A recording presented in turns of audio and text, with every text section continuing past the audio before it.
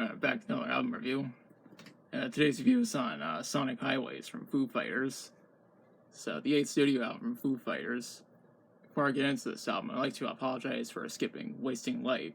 And the reason why I skipped that album is because I don't have it at the time of making this review.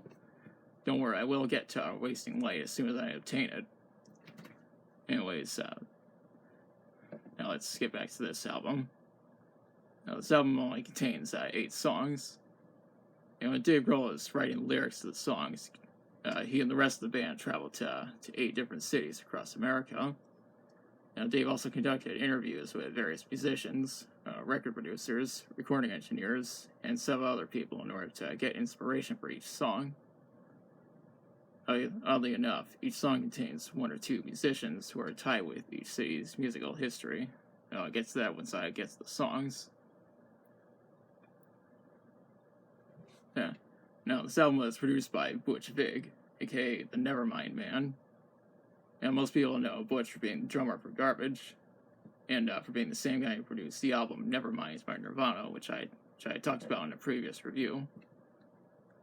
And he's also traveling with Foo Fighters to the 8 different cities to record the songs for this album.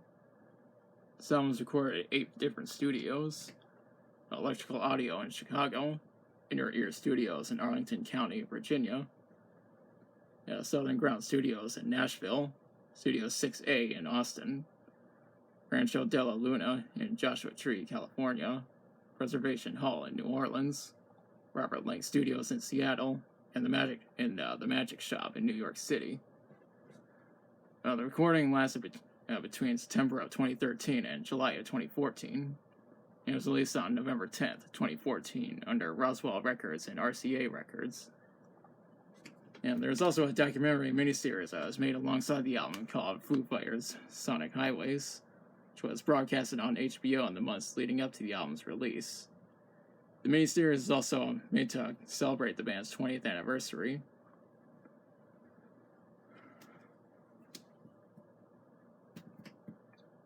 Now, the album cover was made by Stephen Martinier, and featured a cityscape amalgam of some of the landmarks from each city that the band visited when recording this album, including the Space Needle, the Empire State Building, Statue of Liberty, and the Hollywood sign, among others. There's also a recurrence of the number 8, meaning this is the band's 8th studio album. You'll also notice there's a building shaped like the infinity symbol. I read that the vinyl versions of this album are packaged with one of 9 different covers, each depicting the cities that the band visited, and not just the cover that you see here. Retailers wouldn't guarantee which cover the customer would receive, so it would always be random. I'd also like to point out the back of the album.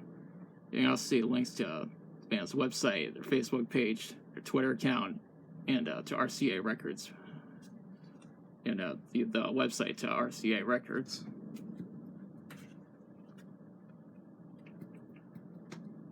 Now, in order to promote this album, Foo Fighters went on a world tour called the Sonic Highways World Tour, which lasted from December 10th, 2014 until November 13th, 2015. And now it's time to talk about the songs. This album starts with Something From Nothing, which was released as a single on October 16th, 2014, and that was less than a month before the album was released.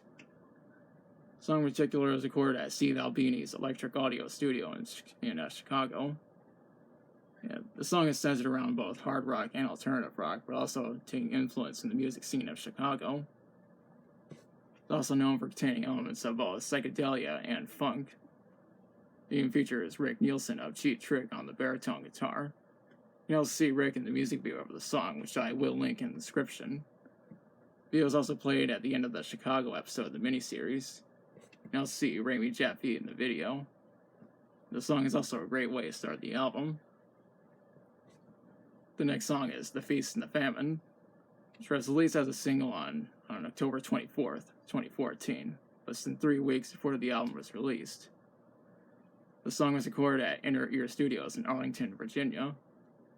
The song takes influence from the hardcore punk scene of Washington, D.C., which is why the single's cover features the Washington Monument.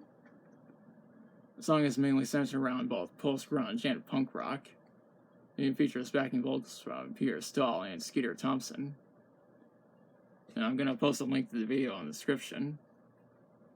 And the video is also featured at the end of the Washington, D.C. episode. Out of all the songs on this album, this is the one that my dad plays most often on his radio show. After that is Congregation, which was released as a single on Halloween of 2014. The song was recorded at Southern Ground Studios in Nashville and even features backing vocals from country singer Zach Brown. The third episode of the Sonic Highways miniseries focuses on the country scene of Nashville. And I actually have visited Nashville back in September of 2006. I'd also like to add that this is my favorite song on the album. The fourth song is What I Do, God Is My Witness, which was released as a single on November 6, 2014, exactly 4 days before the album was released. The song is recorded at Studio 6A in Austin. It features Gary Clark Jr. on guitar. The song is also the center of the Austin episode. The next song is Outside, which was released as a single on August 4th, 2015.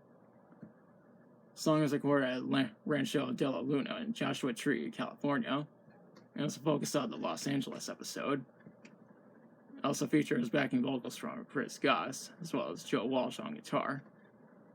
The song also received a music video, and I'll post a link to that in the description. After that is In the Clear, which was recorded at Preservation Hall in New Orleans. It was the focus of the New Orleans episode. It's also one of my favorite songs on the album. It features the Preservation Hall Jazz Band. The next song is Subterranean, which was recorded at Robert Lang Studios in Seattle and became the focus of the Seattle episode. I also like to point out that Robert Lang Studios is where the Nirvana song You Know You're Right was also recorded. The song also features backing vocals from Ben Gibbard.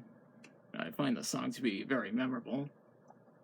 The grand finale of this album is I Am a River, which was recorded at the Magic Shop in New York City and became the focus of the New York City episode. It also features backing vocals from Christine Young. The string arrangements were done by Tony Visconti, and the actual strings were performed by the Los Angeles Youth Orchestra. It's also a great way to end the album. Rather than this album received mostly mixed to positive reviews, which doesn't make any sense because I find this album to be way better than the critics make it out to be. This album debuted at number 2 on the Billboard 200 and sold over 490,000 copies in the US, which results in it being certified gold by the Recording Industry Association of America. Overall, I really enjoy this album. Not only that, but I personally think it's the best album that Foo Fighters have ever done. It's quite interesting that Foo Fighters ended up traveling to 8 different cities just to record this album.